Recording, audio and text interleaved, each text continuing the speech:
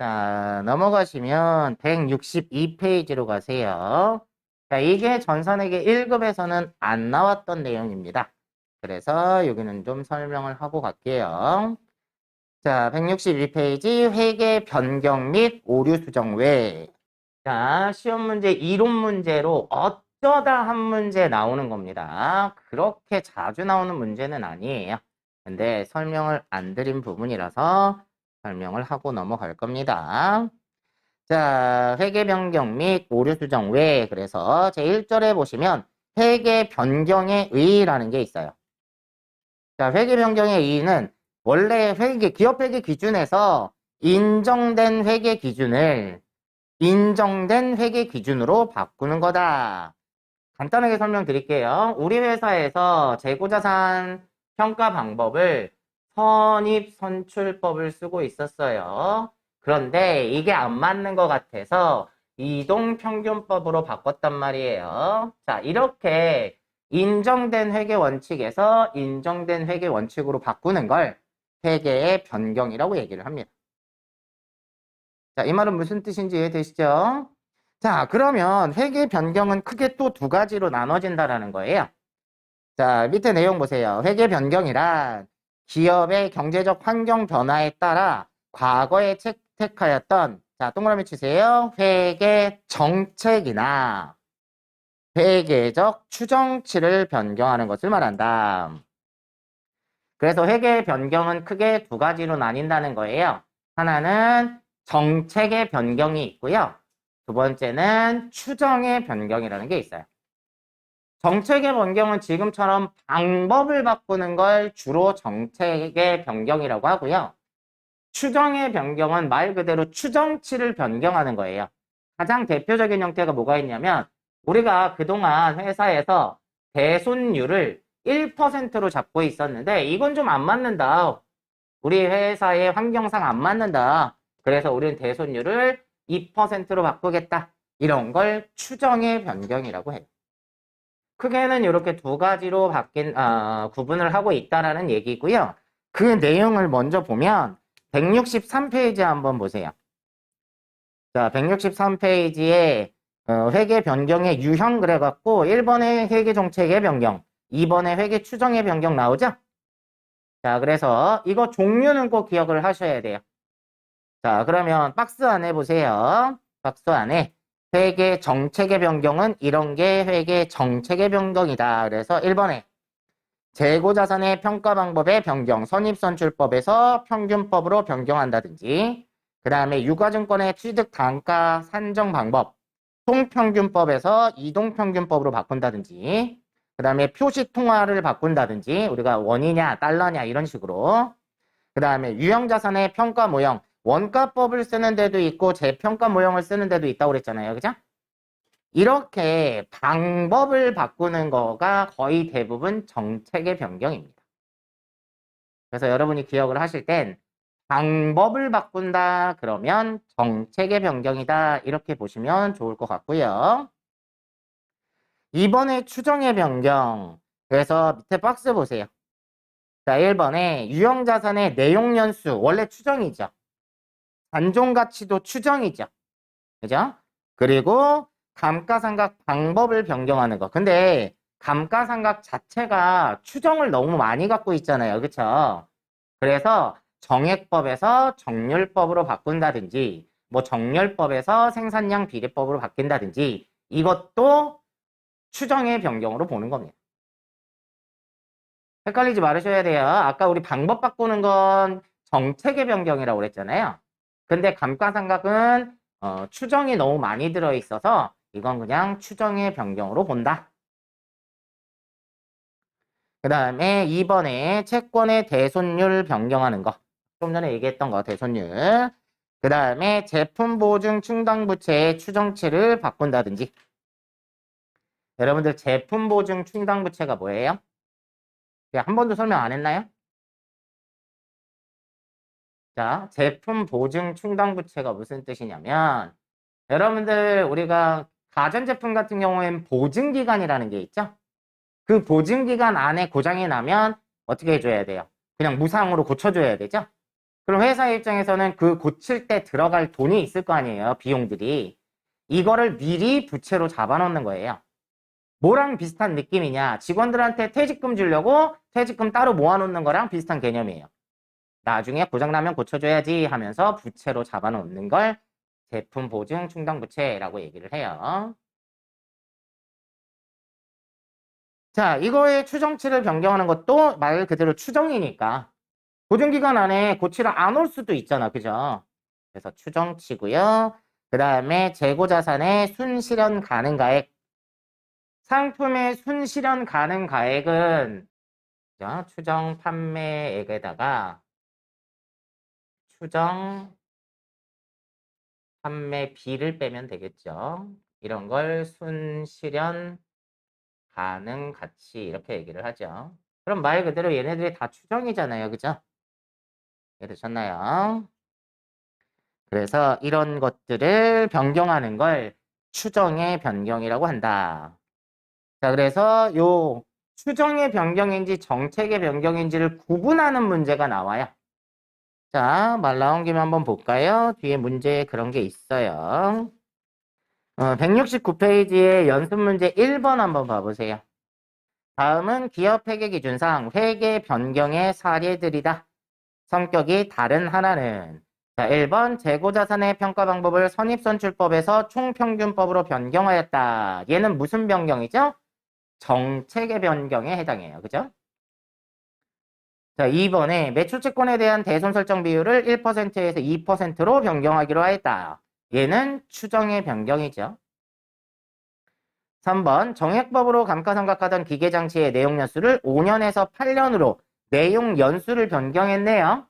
그럼 얘도 추정의 변경이고 4번 감가상각의 잔존가액을 10만원에서 5만원으로 변경했다. 그럼 얘도 추정의 변경에 해당하죠. 그래서 이렇게 추정의 변경인지 정책의 변경인지를 구분하는 문제가 나오기도 한다는 겁니다. 자, 되셨으면 다시 앞으로 오셔서 162페이지에 보세요. 자, 이렇게 회계 정책의 변경이 생긴다든지 추정의 변경이 생기게 되면 작년이랑 올해랑 재무제표가 달라질 수 있겠죠. 그죠? 작년에는 예를 들어서 정액법을 썼는데 올해 정률법으로 바꾸는 거예요. 그럼 감가상각비 자체가 좀 달라질 거 아니에요. 그래서 이런 문제가 있다는 겁니다. 162페이지 세 번째 줄에 이러한 회계 변경으로 인하여 회계 정보의 기간별 비교 가능성, 일관성을 훼손할 수 있으므로 회계 변경으로 인한 영향을 정보 이용자들이 충분히 공시할 필요가 있다. 자, 우리가 원래 재무제표 제공을 할 때 이렇게 전기 거랑 단기 거를 같이 보여준다고 그랬잖아요. 그죠? 이렇게 해서 비교해서 보여주다 보니까 여기에서 감가상각비의 금액과 여기서의 감가상각비 금액이 달라지겠죠. 예를 들어서 여기서 참 전기에는 정액법을 썼어. 근데 올해 정률법으로 바뀌게 되면 그동안은 계속 감가상각비가 같았었는데 왜 달라졌지? 그러면 정보 제공을 받는 사람들은 이유를 알아야 될 거 아니에요. 그죠? 그래서 그 이유를 꼭 알려줘야 된다. 이 뜻입니다. 따라서 밑에 보세요. 회계 변경을 하는 기업은 반드시 정당성을 입증해야 돼요. 그렇지 않으면 조작이 되는 거잖아요. 그죠? 그래서 정당성을 입증해야 되고요. 이거는 즉 회사에게 책임을 지운 것은 회계 변경의 남용을 방지하기 위함이다. 무슨 뜻인지는 이해되시죠? 자, 그러나 회계 기준의 변경으로 인하여 회계 변경 시에는 기업이 변경의 정당성을 입증할 필요가 없으나 이랬어요. 자, 여러분들 제가 그 얘기 드렸나요? 우리가 기업 회계 기준에서는 선입선출법, 후입선출법, 이동평균법, 총평균법, 개별법을 다 인정을 하고 있거든요. 근데 한국채택국제회계 기준에서는 후입선출법을 인정을 안 하고 있어요. 그러면 지금 그 얘기예요. 만약에 기업회계 기준을 우리가 일반 기업회계 기준을 적용을 하다가 한국채택국제회계 기준으로 바꿔요. 근데 우리가 원래 후입선출법을 쓰고 있었어. 근데 우리가 기업회계 기준을 바꾸는 바람에 후입선출법을 인정할 수 없으니까 어쩔 수 없이 바꿔야 되죠. 그런 경우를 얘기하는 거예요. 그럴 때는 정당성을 입증할 필요가 없다는 얘기고, 또 하나 이런 게 있어요. 자, 여태까지 일반 기업회계 기준에서 선입선출법을 인정을 하고 있었는데 기업회계 기준이 바뀐 거예요. 기준이 바뀌어버린 거야. 그러면서 이제 선입선출법은 우리가 인정을 못해요 라고 기준이 바뀌어버리면 어쩔 수 없다는 거예요. 이건 입증할 필요가 없잖아요. 왜? 기준 자체가 바뀌었으니까. 그런 경우를 얘기하는 거고요. 계속 보면 세법의 개정으로 세법 규정을 적용하여 회계 변경 시에는 이를 정당한 회계 변경으로 보지 않는다. 자, 원래 회계랑 세법은 차이가 있다고 그랬죠? 원래 차이가 있는 거예요. 근데 물론 그런 건 있어요. 여러분들 회사에 들어가면 유형자산에 대한 감가상각을 뭐가 타당한지를 점검하기보다 세법 기준에 있는 걸 따라가는 경우가 더 많아요. 왜냐하면 나중에 이게 차이가 있잖아요. 그럼 이 차이를 조정해 줘야 되거든요. 예를 들면 정률법으로 감가상각을 한 거야. 그랬더니 정률법으로 하니까 감가상각비가 너무 많이 나온 거야. 그러면 세법에서 인정하는 감가상각비 한도가 있거든요. 이 한도를 넘어가면 안 되는 거야. 이런 문제가 생기니까 거의 대부분 일반적인 회사들에서는 그거 계산을 또 하기가 귀찮으니까 웬만하면 세법 기준을 따라가는 경우가 좀 많아요. 근데 우리가 예전에 세법 기준으로 예를 들어서 기계장치의 감가상각을 정률법으로 하고 있었단 말이에요. 근데 세법에서 기계장치를 정률법으로 안 하겠다고 한 거야. 이제. 그럼 세법이 바뀌었다고? 우리는 이제 세법에서는 정액법만 인정을 해줄게 이랬어요. 그럼 정률법에서 정액법으로 이렇게 바꾸는 건 이건 안 된다는 거예요. 세법을 따라가려고 하는 건 안 되는 거다. 정당한 회계 기준이라고 볼 수 없다는 겁니다. 요거 잘 알아두셔야 돼요. 시험 문제 잘 나오는 거예요. 세법을 따라가려고 회계 기준을 바꾸는 건 정당한 회계 기준이 아니다. 회계 변경이 아니다. 이 뜻이에요. 그래서 밑에 정당한 사유가 나와요.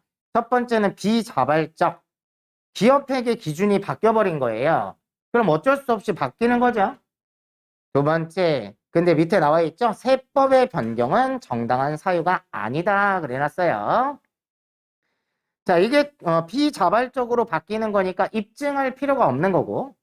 근데 밑에 보세요. 자발적인 거. 첫 번째, 기업 환경에 중대한 변화가 있었다. 그래서 예를 들어서 다른 회사랑 합병을 한 거예요.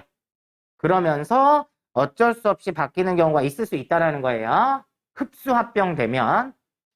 그럴 때는 일단 우리는 흡수 합병을 하다 보니까 얘네가 이런 기준을 적용하고 있어서 우리가 어쩔 수 없이 여기를 따라갈 수밖에 없다라는 것들을 회사가 입증을 해야 된다라는 거고, 두 번째, 업계의 합리적인 관행 수용. 이게 무슨 얘기냐면 다른 회사들, 나와 같은 업종에 있는 다른 회사들은 다 선입선출법을 쓰고 있어. 근데 우리만 내가 회사를 차리면서 몰라가지고 후입선출법을 쓰고 있었던 거야. 가만히 운영을 하다 보니까 이게 아닌 것 같아. 다른 회사들 알아봤어. 그랬더니 다 선입선출법을 쓰고 있대. 그러면 그 관행을 수여하기 위해서 바꾸는 건 자발적으로 바꿀 수 있지만 입증은 해야 된다. 되셨나요? 자, 그 다음에 그러니까 여기서 중요한 건 그거예요. 세법의 개정이 생겨서 세법 규정을 따라가려고 회계를 변경하는 건 정당한 회계 변경이 아니다. 또한 이런 변경이 생기면 이거는 주석에다가 공시를 해줘야 됩니다. 자, 그래서 이게 회계 변경에 대한 얘기고요. 그럼 163페이지에 3번에 맨 아래 3번에 보시면 이런 경우는 회계 변경으로 보지 않겠다. 회계 변경이다. 그러면 입증을 해야 된다고 그랬잖아요. 그죠? 그런데 이런 경우는 회계 변경으로 보지 않는다. 첫 번째, 중요성의 판단에 따라 일반 기업 회계 기준과 다르게 회계 처리하던 항목들이 중요성이 커지게 되어서 일반 기업 회계 기준을 적용하는 경우. 그래 놓고 품질 보증 비용 지출 시점에서 충당부채 설정법을 적용시라고 나와 있는데, 자, 쉽게 설명드릴게요. 우리 회사에서 제품을 만들어서 팔았어요. 계속. 근데 우리는 보증기간이라는 게 없었어. 그동안. 보증기간을 안 두고 만약에 가지고 오잖아요. 고장났다고. 그럼 그때그때 고쳐주고 그걸 비용 처리를 했단 말이에요. 그러면 기업회계 기준을 적용하지 않고 있었던 거예요. 근데 자꾸 이런 일이 자주 벌어지네?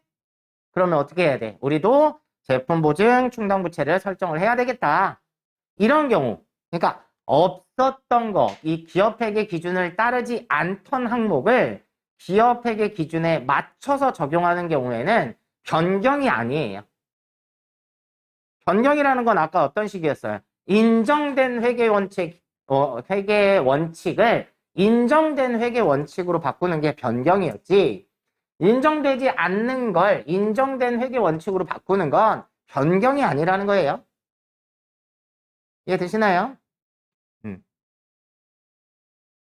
2번도 비슷한 얘기예요. 1번하고. 과거에는 발생한 경우가 없는 새로운 사건이나 거래에 대하여 회계 정책을 선택한다든지 회계 추정을 선택할 때, 그 전에는 이런 일이 없었으니까 적용을 안 하다가 이런 일이 이제 자주 생기는 거야. 그래서 회계 기준을 따라간다. 이런 경우에는 회계 변경으로 보는 건 아니더라. 자, 그렇게 보시면 됩니다. 그러면 넘어가 보시면 회계 변경이 생기면 회계 처리를 해야 되는데, 회계 변경을 처리하는 방법으로는 세 가지가 있대요. 소급법, 단기 일괄 처리법, 전진법, 이렇게 세 가지가 있습니다. 자, 소급법은요, 소급이라는 게 뭐죠? 그 과거에 있었던 것까지 끄집어내서 처리를 하는 방법이 소급법이고요.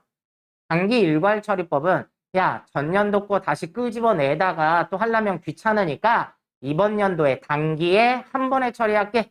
이게 단기 일괄 처리법이고요. 전진법은 알았어. 그냥 이제부터 그렇게 할게. 자, 요 세 가지 유형이 있다라는 겁니다. 자, 그래서 자, 소급법에 대한 설명이 먼저 나와 있는데, 자, 내용 한번 보세요. 소급법이란 변경연도 기초 시점에서 자산과 부채에 미친 회계 변경의 누적 효과를 계산하여 기초 이익잉여금을 수정하고 이와 관련된 자산과 부채를 소급적으로 수정하는 방법을 말한다. 그러면 일단 회계 변경의 누적 효과가 뭔지를 알아야 돼요. 자, 밑에 여기서 회계 변경의 누적 효과란 관련 자산 부채에 대하여 새로운 방법을 처음부터 적용했다고 가정할 경우에 변경연도 기초 시점까지 계상될 장부금액과 종전 방법에 의해 실제 장부금액과의 차액을 말한다. 무슨 말인지 어렵죠? 자, 밑에 보세요. 이해를 보는 게 빨라요. 자, 정액법 취득가액 5만원, 기초의 감가상각 누계액 만원으로 감가상각을 하던 중에 정률법 취득가액 5만원, 기초의 감가상각 누계액이 15,000원으로 회계 추정의 변경 시 누적 효과는 유형자산의 장부가액 차이인 5,000원을 말한다. 전년도에 정액법을 적용을 해서 감가상각을 했어요. 5만원의 취득원가인데 정액법으로 5년을 하기로 했나 봐요.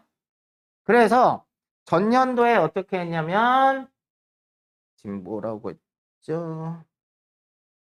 기계장치. 자, 기계장치가 5만 원 주고 샀어요. 그런데 이거를 정액법으로 감가상각하기로 해가지고 정액법으로 뭐 정황상 5년이라고 보면 되겠네요. 그래서 1년을 상각을 해서 기계장치에 대한 감가상각 누계액이 10,000원인 거예요. 그래서 장부가액은 4만 원이라고 해놨단 말이에요. 근데 얘를 올해 들어와서 정률법으로 바꾸기로 한 거예요. 그러면 전년도에 정률법으로 했다면 전년도에 정액법으로 안 하고 전년도에 정률법을 적용을 했다면 기계장치는 5만 원이고 기계장치 감가상각 누계액이 15,000원이 될 거라는 거예요. 전년도에 정액법으로 안 하고 정률법으로 했다면 그러면 얘가 35,000원이 되죠. 그러면 전년도에도 정률법으로 적용했다면 35,000원이 돼야 된다라는 거죠. 그 5,000원이 뭐라는 얘기예요? 이게 회계 변경의 누적 효과라는 거예요. 요 말은 이해되시죠? 5,000원 차이가 나는 거. 전년도에 기존의 방법을 적용을 했다면 정률법을 적용을 했다면 35,000원이어야 되는데 4만 원으로 표시가 됐으니까 이 5,000원의 차익이 생길 거다. 그럼 이 5,000원을 어떻게 회계 처리할 거냐? 자, 그래서 165페이지를 먼저 보세요. 소급법이었을 때, 자, 거기 표에 보면 표에 두 개 중에 위에 거 있죠. 회계 처리, 누적 효과에 대한 처리 이렇게 나와 있죠. 그러면 소급법을 적용을 하게 되면 감가상각 누계액을 5,000원 플러스 시키는 거예요.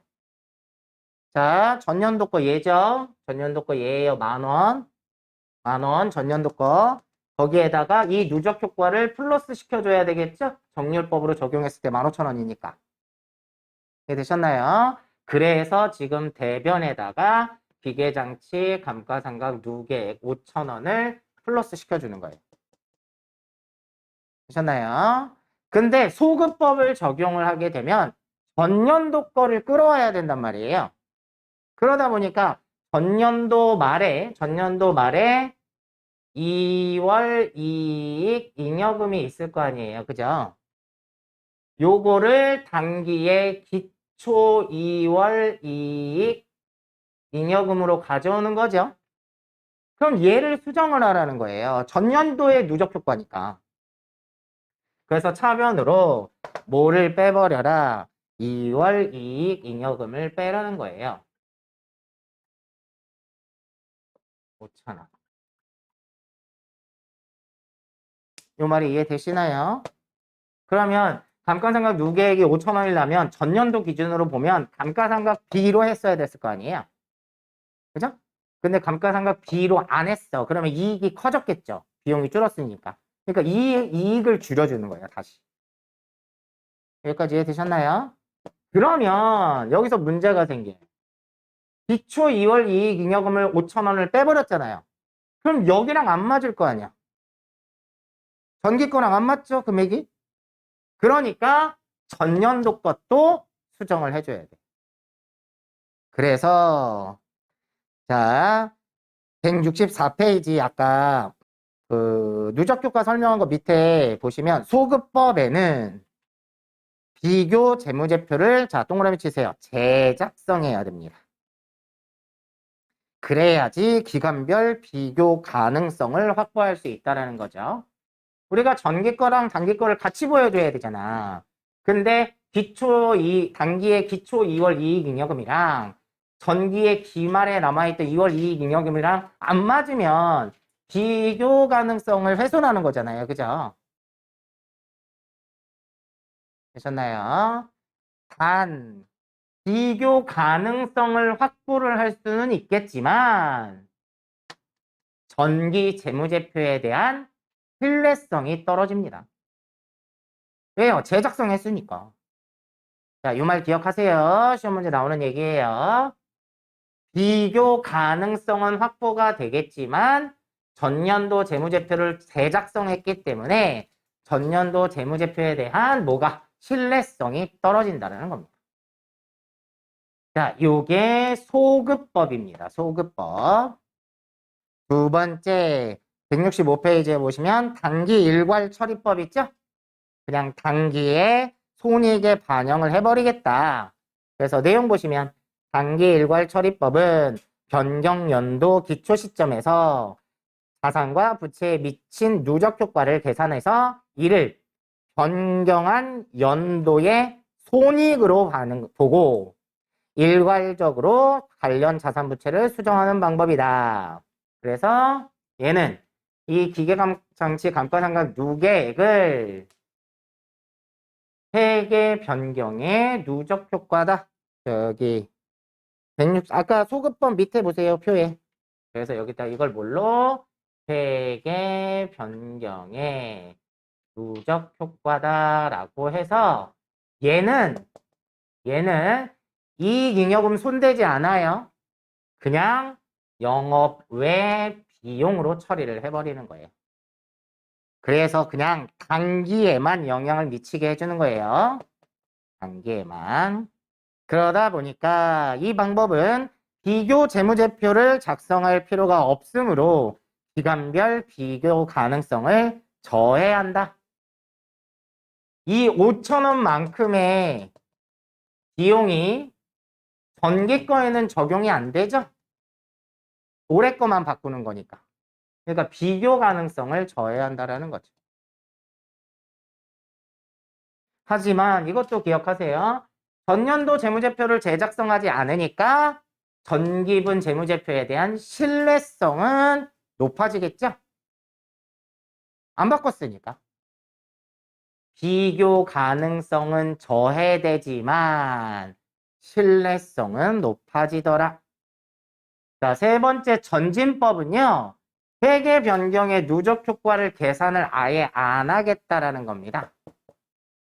그건 전년도 일이고 난 이제부터 전년도엔 정례법으로 했었지 그냥 올해부터 정률법으로 할게. 그래서 단기부터 단기 이후에 적용을 하겠다. 그러니까 과거에 있었던 일에 연연하지 않겠다. 그 뜻입니다. 그래서 내용이 보시면 전진법은 회계 변경 누적 효과를 계산하지 않고 또한 반영하지 않으며 과거 연도의 재무제표도 제작성하지 않고 회계 변경의 효과를 단기 및 그 후속 기간에만 영향을 미치게 하는 방법이다. 그러니까 얘는 쉽게 설명해서 과거에 연연하지 않고 이제부터 잘할게. 이런 개념으로 보시면 됩니다. 되셨나요? 자, 이러한 전진법은 과거 재무제표에 대한 신뢰성도 확보할 수 있고 제작성 안 했으니까 그 다음에 실무적으로는 간편하다는 장점이 있어서 이 방법을 쓴다.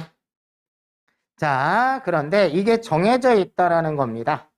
166페이지에 기업회계 기준상 회계처리. 자, 정책의 변경은 소급법으로 하는 거예요. 추정의 변경은 전진법으로 합니다. 자, 이건 그냥 그대로 기억하세요. 정책의 변경은 소급법, 추정의 변경은 전진법. 자, 두 개가 동시에 발생됐을 때 누적 효과를 구분할 수 있는 경우에는 정책의 변경에 대하여 소급법으로 먼저 적용을 하고 추정의 변경에 대해서 전진법으로 적용을 해라. 자, 추정의 변경과 정책의 변경이 둘 다 발생한 경우에는 일단 과거부터 수정을 해야겠죠? 그래서 정책의 변경에 대한 누적 효과를 소급 적용을 하고 전진법으로 추정의 변경을 적용하면 된다. 그 다음에 두 번째. 근데 이게 정책의 변경인지 추정의 변경인지 구분이 안 되는 거예요. 그런 경우가 생기면 그냥 뭘로 해라? 추정의 변경으로 보고 전진법으로 해라. 되셨나요? 자, 일단 거기까지요. 그래서 여기까지가 회계 변경에 대한 얘기를 해본 겁니다. 자, 166페이지 4절에 오류 수정. 말 그대로 오류를 수정한다 뭐 이런 뜻이니까 별다른 얘기는 없어요. 그래서 자, 1번에 보시면 오류의 의, 그래서 오류란 경제적 사건이나 거래를 인식 또는 측정하는 과정에서 사실을 잘못 적용한 것을 말한다. 오류는 계산상의 착오일 수도 있고 회계 기준의 잘못된 적용일 수도 있고 사실 판단의 잘못이나 부정, 과실 또는 사실의 누락 등으로 인해서 발생을 한다. 그래서 오류의 유형을 보시면 첫 번째는 당기순이익에 영향을 미치지 않는 오류. 우리 예전에 문제 풀면서도 그런 거 해봤어요. 오류를 나중에 결산일날 발견을 해봤는데 외상매출금을 보통예금으로 회수한 걸 누락한 거야. 얘네들은 당기순이익에 영향을 안 미치죠. 그죠? 이러한 오류들을 말하는 거고요. 넘어가셔서 167페이지에 당기순이익에 영향을 미치는 오류는 크게 자동 조정 오류가 있고 비자동 조정 오류가 있대요. 자동 조정 오류는 전기에 발생한 오류를 올해 수정을 안 해도 오류의 반대작용으로 인해 갖고 단기에 자동적으로 수정되는 오류를 말해요. 그래서 가장 대표적인 형태가 밑에 예제 나와 있는 거예요. 자, 19년 기말 재고를 8만 원으로 오류로 계상한 경우에 20년 기말 재고 자산을 정확하게 계상하면 매출원가는 2019년에 2만 원이 과대되는 거예요. 그러니까 이게 원래 기말 재고가 10만 원이었단 말이에요. 기말 재고가 10만 원이었는데 19년에 기말 재고가 10만 원이었는데 8만 원으로 잘못 쓰게 되면 기말 재고가 작아진 만큼 매출원가가 커지겠죠. 그죠? 그러면 그래서 19년에 2만 원이 매출원가가 과대되나 20년에는 2만 원이 다시 과소돼서 2개년에 걸쳐 오류로 인한 손익의 효과가 두 회계기간이 지나게 되면 서로 상쇄되는 오류를 자동 조정 오류라고 합니다. 그래서 그런 경우도 있고 밑에 손익의 결산 정리를 해야 되는데 안 한 거야. 예를 들어서 선급 비용이라든지 선수 수익이라든지 미수 수익이라든지 미지급 비용 이거는 내년이 지나면 다시 당기순이익에 영향을 미치겠죠? 자, 그래서 이런 것처럼 자동으로 2개년이 지나면 자동으로 조정되는 오류가 있다.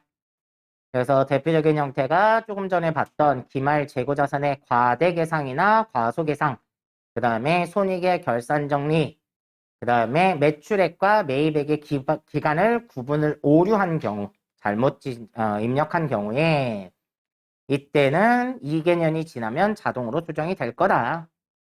그 다음에 비자동 조정 오류는 2개년의 회계연도가 지나도 자동적으로 조정되지 않는 오류다. 이러한 오류는 재무상태표에 자산가액을 적정한 가액으로 수정하고 오류 발견 시까지의 손익의 차이를 손익계산서나 재무상태표에 반영해야 된다. 그래서 유형자산의 자본적 지출과 수익적 지출의 구분을 오류를 했다. 자본적 지출로 해야 되는데 수익적 지출로 했다. 이런 것들이 있죠?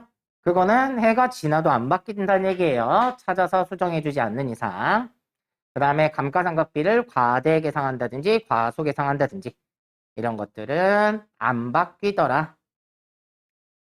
자, 그렇게 두 개 구분을 좀 해두시면 되고 자, 3번에 그럼 오류를 찾아냈어.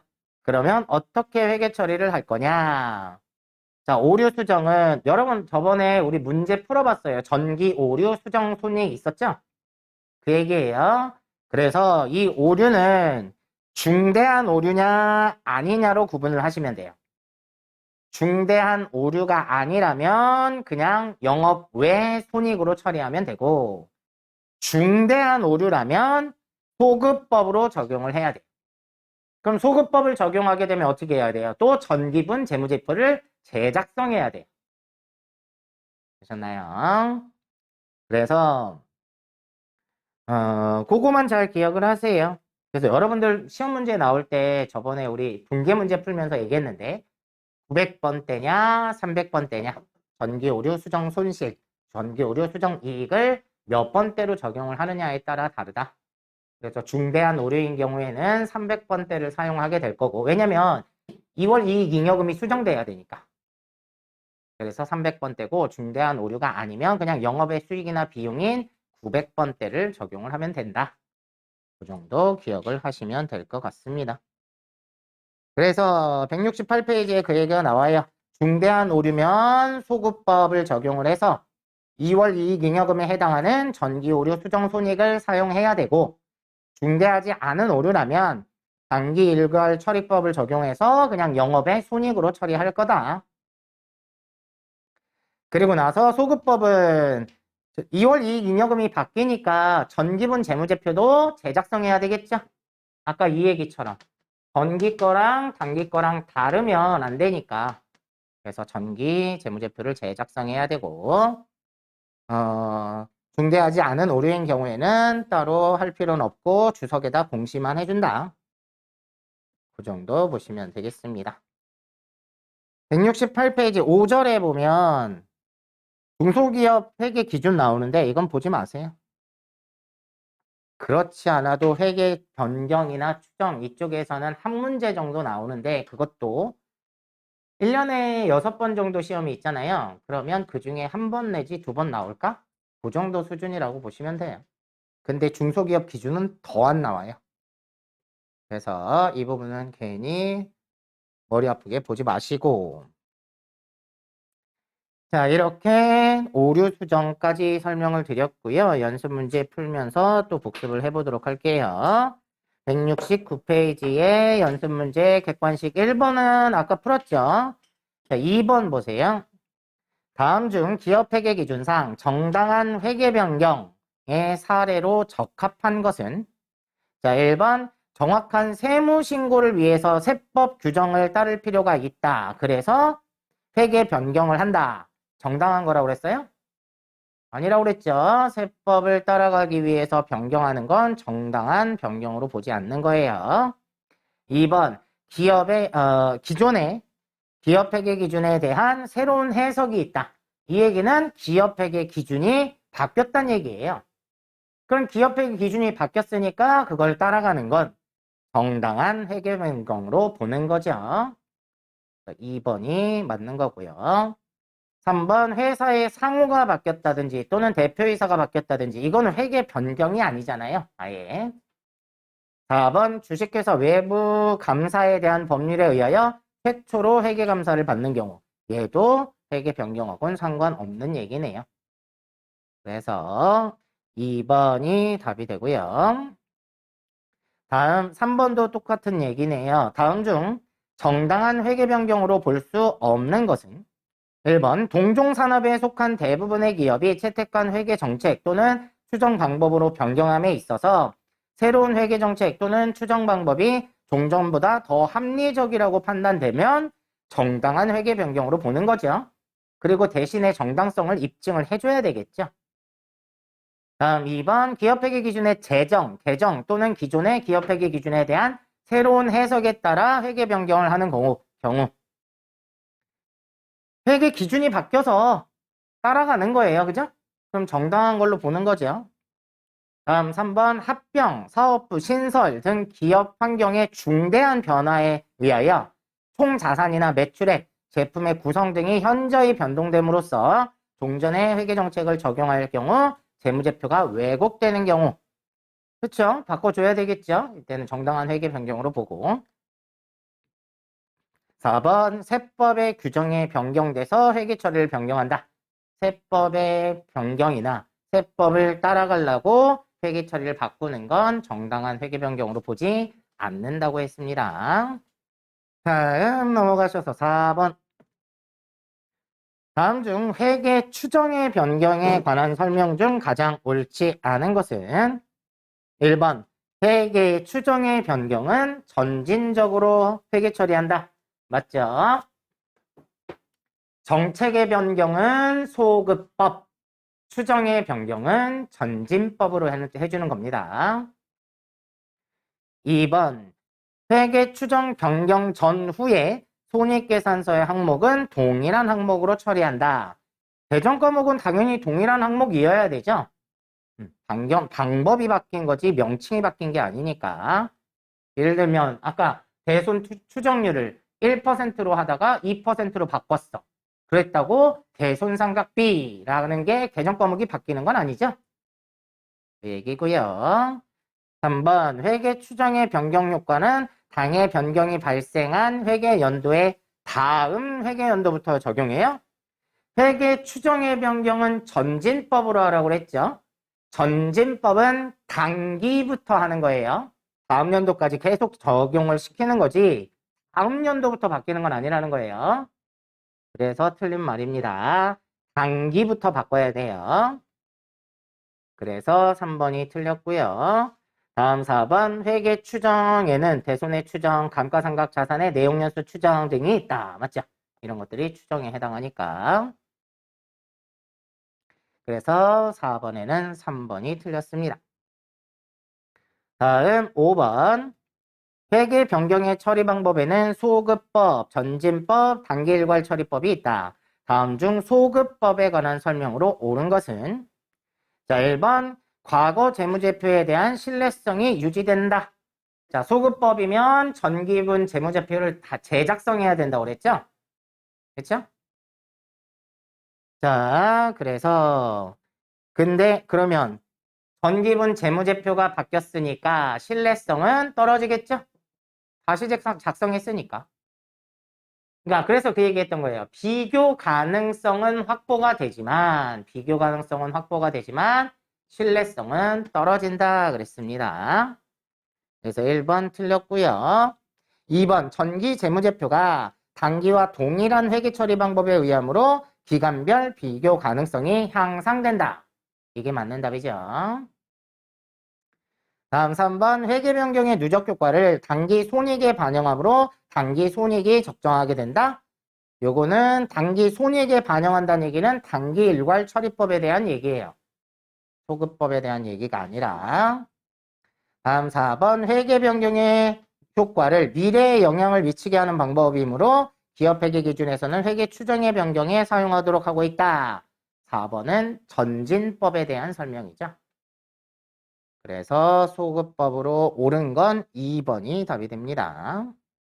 다음 6번 다음 중 오류 수정에 의한 회계 처리 대상이 아닌 것은 자 1번 전기말 기말 재고자산의 누락을 했대요. 오류예요. 2번 전기 미지급 비용의 과소계상 얘도 오류죠. 3번 전기 감가상각 누계액의 과대계상 얘도 오류죠. 4번에 선입선출법을 후입선출법으로 재고자산 평가 방법의 변경은 오류 수정이 아니라 회계 변경에 해당하는 거예요. 그죠? 그래서 4번만 회계 변경이고 나머지는 오류 수정에 해당하더라. 다음 7번 다음 중 회계 변경의 회계 처리 방법 중에 단기 일괄 처리법에 대한 설명으로 가장 옳은 것은 자 1번 과거와 단기의 재무제표가 동일한 회계 방법에 따라 작성되어 공시되므로 재무제표의 기간별 비교 가능성이 향상된다. 얘는 소급법에 대한 설명이죠. 소급법. 다음 2번 과거 재무제표에 대한 신뢰성이 유지되고 포괄주의에 충실하다. 얘가 답이 되겠네요. 단기 일괄 처리법. 전기분 과거 재무제표에 대해서 재작성을 하지 않으니까 신뢰성은 유지가 되는 거다. 이 뜻이죠. 다음 3번 모든 누적 효과를 단기에 일괄하여 처리하므로 단기 손익을 적정하게 표시할 수 있다. 전년도에 발생된 누적 효과를 이번에 단기 순이익에 영향을 미치는 거니까 단기 손익을 적정하게 표시할 수가 없는 거죠. 왜? 전년도에 발생된 손익이 이번 연도에 반영이 되는 거잖아요. 자, 그래서 틀렸고요. 다음 4번 회계 변경의 누적 효과를 전기 이전 재무제표에 반영하지 않으므로 그 효과를 전혀 알 수가 없다? 이거는 전진법에 대한 얘기겠네요. 근데 얘는 단기 일괄 처리법은 단기 재무제표에 반영이 되잖아요. 그죠? 아까 회계 변경의 누적 효과라고 얘기해서 영업의 비용으로 처리를 하기 때문에 단기 손익에 영향을 미치겠죠.